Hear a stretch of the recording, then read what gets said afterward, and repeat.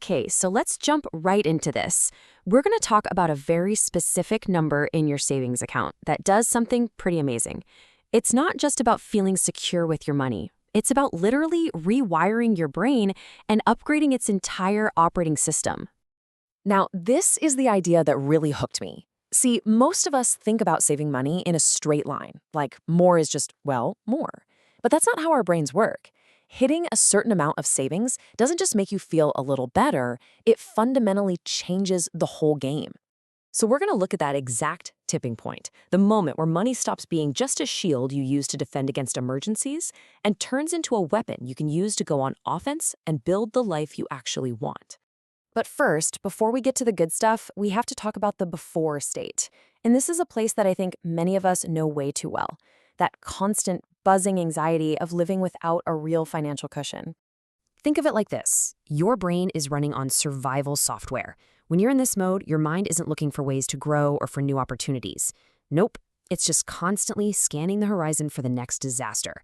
Because any small problem feels like it could be a total catastrophe. And when you're in that mode, oh man, every little ping from your phone feels like a threat, right?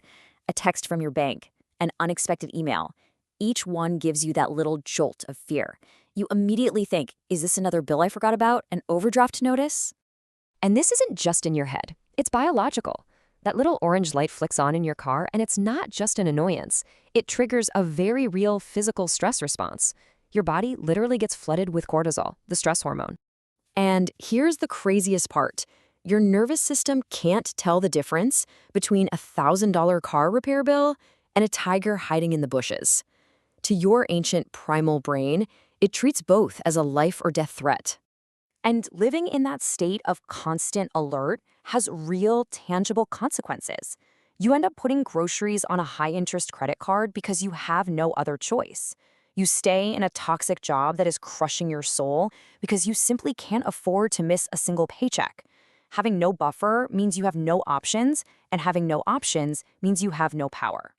But what happens when you finally build that buffer? Let's flip the script and talk about the after state. This is what I call the fortress mindset.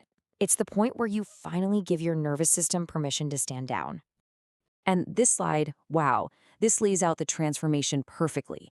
You go from constantly running from disaster to actively chasing opportunity. All that high cortisol that was hijacking your brain gets replaced with free mental RAM to actually think, to dream, to plan. And instead of having no options, you suddenly have real negotiating power in your own life. And look, this isn't just some feel-good idea. It's a real, recognized phenomenon. Behavioral economists actually have a name for it, the security threshold. It's that specific point where your primal, panicked stress response is no longer in the driver's seat of your life. And that threshold for our conversation today is $50,000. This is the number that really unlocks that fortress mindset. So why 50 grand? What's so magic about that number?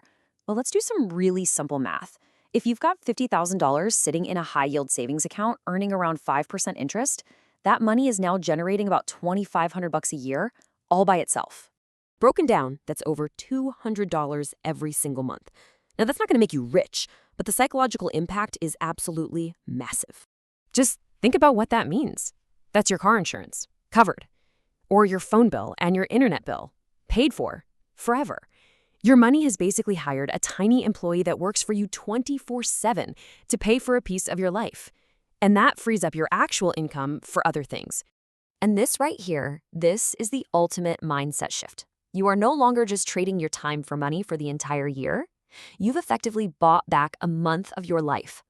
You're no longer working 12 months for your boss. You're working 11. And your money is working that 12th month for you.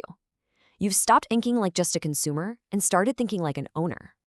Okay, now this is so important. Just as you reach this incredible milestone, a really dangerous trap appears.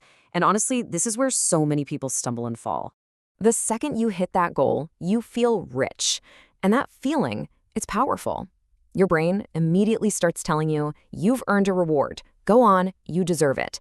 That beautiful financial fortress you just spent years building suddenly starts to look a whole lot like a down payment on a new truck.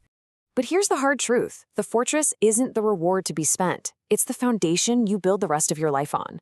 Trading that long-term peace of mind for a short-term luxury, it's like uninstalling your new operating system and willingly going back to survival mode. Only this time, you've got a massive car payment. So how do we build the fortress and, avoid that trap? It's not about willpower. Willpower is flaky, it runs out. What you need is a system, something that works on autopilot. Here are 3 simple moves. 1, automate your savings transfer for the day after you get paid.